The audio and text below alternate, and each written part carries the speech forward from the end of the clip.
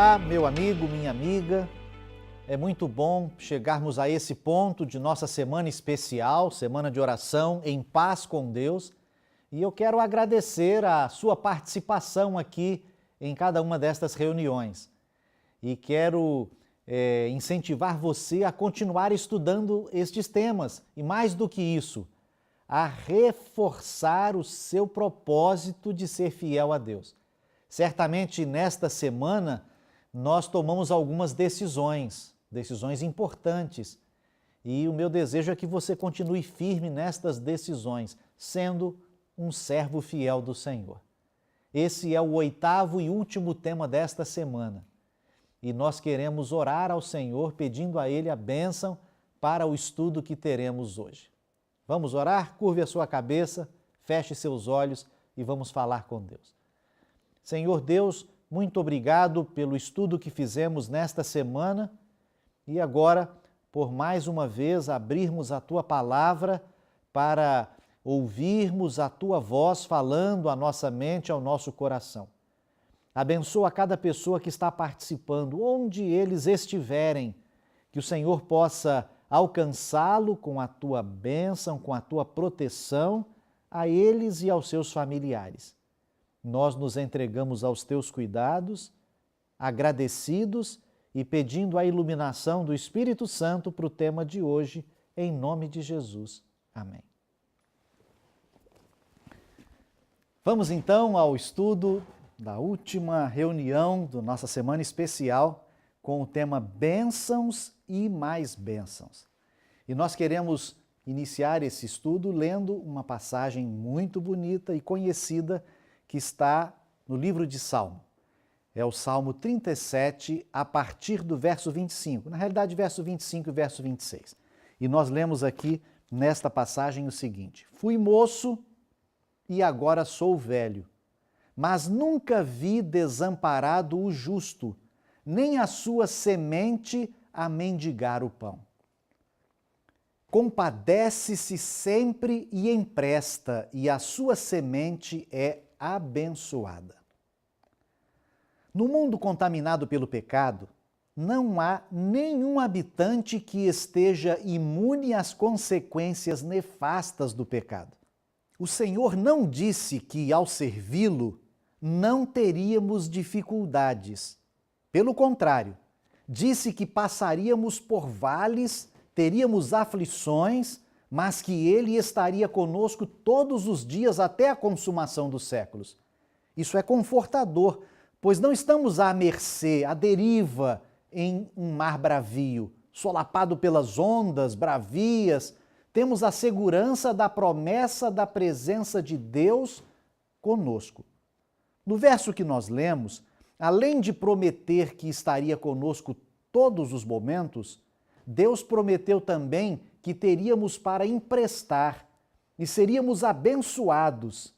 Isso significa que o servo fiel pode até passar por momentos difíceis, mas jamais será abalado. Ao andar com Deus, em fidelidade, a promessa é que receberá as bênçãos do Senhor a ponto de ser uma bênção aos seus semelhantes. Deus promete bênçãos, porém, Ele não deseja que o sirvamos apenas por interesse nas bênçãos, mas porque o reconhecemos como nosso soberano Criador e sustentador. O Senhor não compra a lealdade dos seus filhos. Ele espera que eles estejam dispostos a devolver-lhe voluntariamente a glória e honra que lhe pertencem. O filho que faz assim será como uma árvore frutífera. O profeta Jeremias fala disso. No seu livro, capítulo 17, versos 7 e 8, ele diz o seguinte: Bendito o homem que confia no Senhor e cuja confiança é o Senhor, porque será como a árvore plantada junto às águas que estende as suas raízes para o ribeiro e não receia quando vem o calor, mas a sua folha fica verde, e no ano de sequidão não se afadiga, nem deixa de dar fruto. Deus não nos criou para viver uma vida improdutiva. A pobreza e a miséria são frutos da entrada do pecado. Enquanto Adão e Eva caminhavam com Deus, eram felizes e abençoados. Acompanhem essa declaração no livro Conselhos sobre Mordomia, página 39. O Senhor colocou nossos primeiros pais no jardim do Éden, cercou-os de tudo aquilo que lhes poderia trazer felicidade e lhes ordenou que o reconhecessem como o possuidor de todas as coisas. Fez crescer no jardim toda árvore agradável à vista ou boa para comer, mas dentre elas fez uma ressalva. De todas as demais, Adão e Eva poderiam comer livremente, mas sobre essa única árvore disse Deus: dela não comerás. Aí estava a prova de sua gratidão e lealdade a Deus. Infelizmente, eles não cumpriram o pacto de fidelidade com Deus.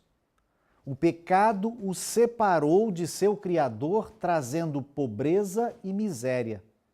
Apesar disso, se formos a Jesus e aprendermos a confiar nele, desfrutaremos das bênçãos divinas. Havia uma condição para que o primeiro casal tivesse felicidade e prosperidade eterna, e essa condição era a obediência. Deus não limita suas bênçãos, mas ele estabelece condições. Vemos isso de forma clara na vida de outros personagens bíblicos. Abraão, por exemplo, foi um destes homens abençoados por Deus. E por que será que Deus o abençoou tanto? Deus abençoou Abraão para que ele fosse uma bênção para os outros. Quando Deus nos abençoa, não é apenas para o nosso próprio bem, mas também para que nos tornemos canais de bênçãos. A pessoa que recebe e não compartilha deixa de ser um manancial e se transforma num poço de água estragada. Aquele que compartilha mais, recebe mais. Este é um princípio de vida. Enquanto o ser humano natural acha que se entregar mais ficará com menos, Deus ensina que a maneira de multiplicar o que se possui é compartilhando aquilo que se recebe dele. Temos experiências bíblicas que comprovam isso. Lembram da história daquele garoto que estava lá no meio da multidão, que foi talvez um dos únicos que levou ali um lanchinho na sua merendeira? Ele tinha 5 pães e 2 peixinhos. Eu fico imaginando a história daquele garoto, porque ele deu o que tinha. E eu fico imaginando depois ele falando assim: olha, eu levei 5 pães e comi 8. Eu levei 2 peixinhos e comi 6. E sobraram 12 cestos cheios. Outra história, a viúva, chamada na Bíblia de viúva de Sarepta. Ela colocou à disposição do profeta de Deus tudo o que tinha. E esse tudo era um pouquinho de azeite e um pouquinho de farinha. Mas continuou tendo azeite e farinha em quantidade por todo o período que durou aquela seca em Israel. Deus não quer que seus filhos vivam na miséria. Deus não quer que seus filhos passem necessidades. No livro Conselhos sobre Mordomia, página 86, nós encontramos o seguinte texto: a Bíblia não condena o rico porque é rico. Não declara que a aquisição de riqueza é pecado. Tampouco diz que o dinheiro é a raiz de todos os males. Pelo contrário, as Escrituras declaram que é Deus quem dá poder para adquirir riqueza. E essa capacidade é um precioso talento, uma vez que seja consagrada a Deus e empregada no avanço de sua causa. Fica claro que o problema não é ser rico ou ter coisas. O verdadeiro problema é especificado por Paulo em 1 Timóteo, capítulo 6, verso 10, quando ele diz o seguinte: porque o amor ao dinheiro é a raiz de toda a espécie de males. E nessa cobiça, alguns se desviam da fé e se traspassaram a si mesmos com muitas dores. Deus tanto sabia dessa facilidade que o ser humano tem de amar ao dinheiro e aos bens e de colocá-los em primeiro lugar, que ao tirar o povo de Israel lá do Egito, ele deu o seguinte conselho. É um verso que está na Bíblia, no livro de Deuteronômio, no capítulo 8.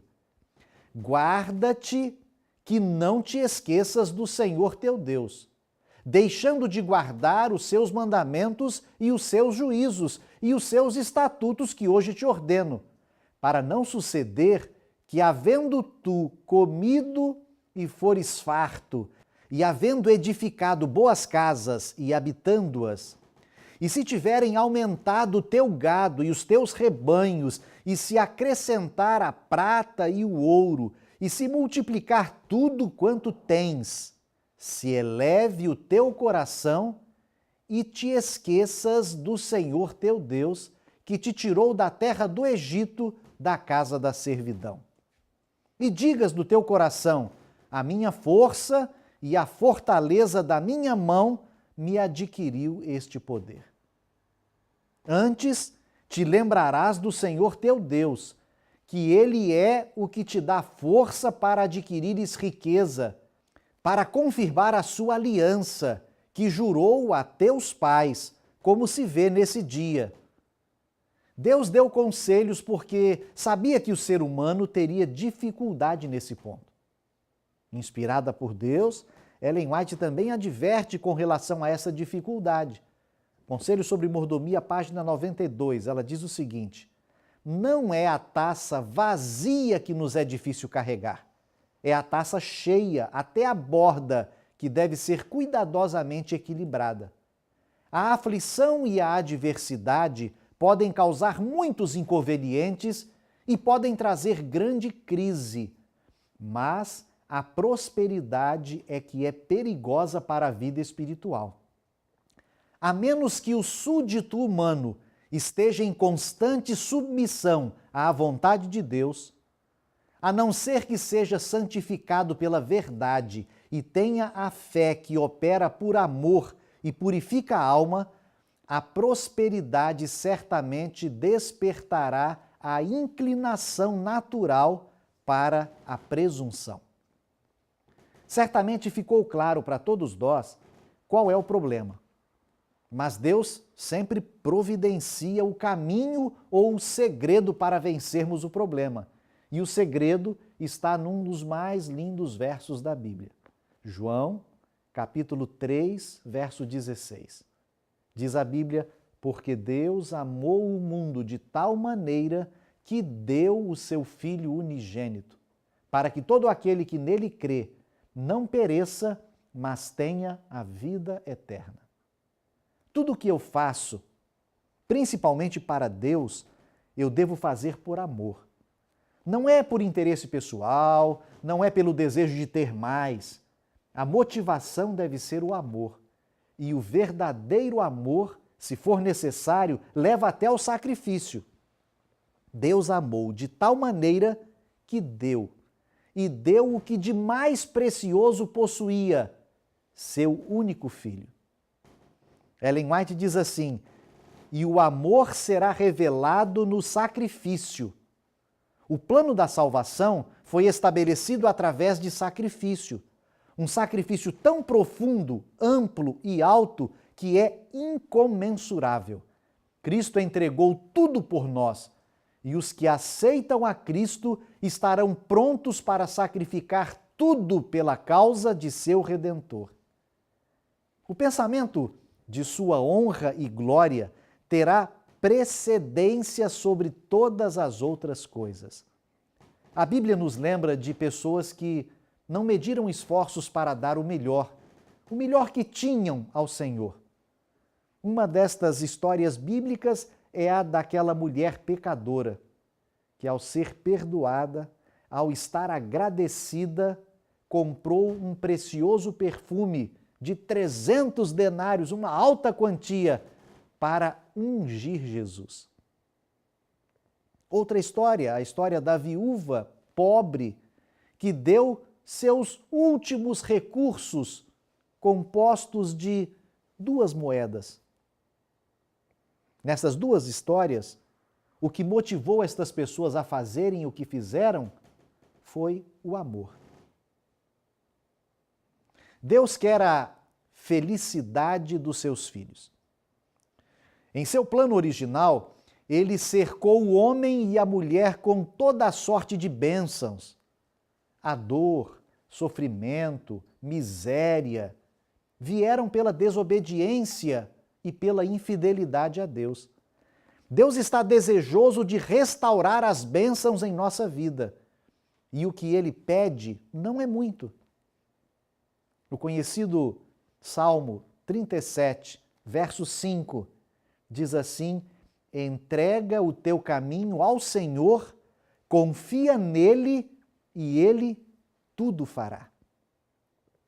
Nessa passagem, Deus pede 2 coisas: entregar-nos a Ele e confiarmos nele.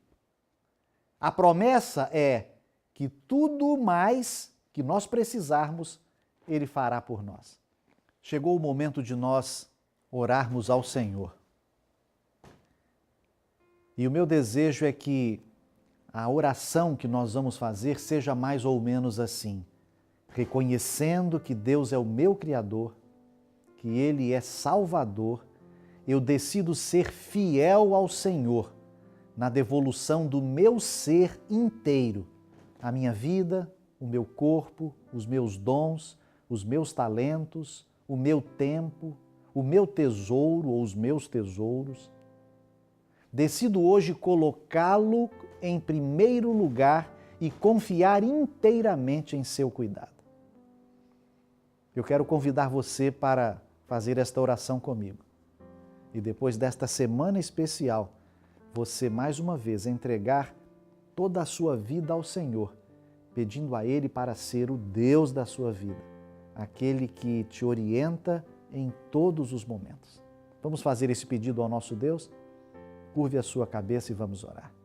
Muito obrigado, Senhor, pela oportunidade de, nesta semana, vermos aqui conselhos tão especiais e o principal deles, o conselho de nos entregarmos totalmente ao Senhor, para que o Senhor administre nossa vida, nosso tempo, nossos talentos, nosso corpo, nossos recursos, que o Senhor nos ajude a sermos fiéis mordomos.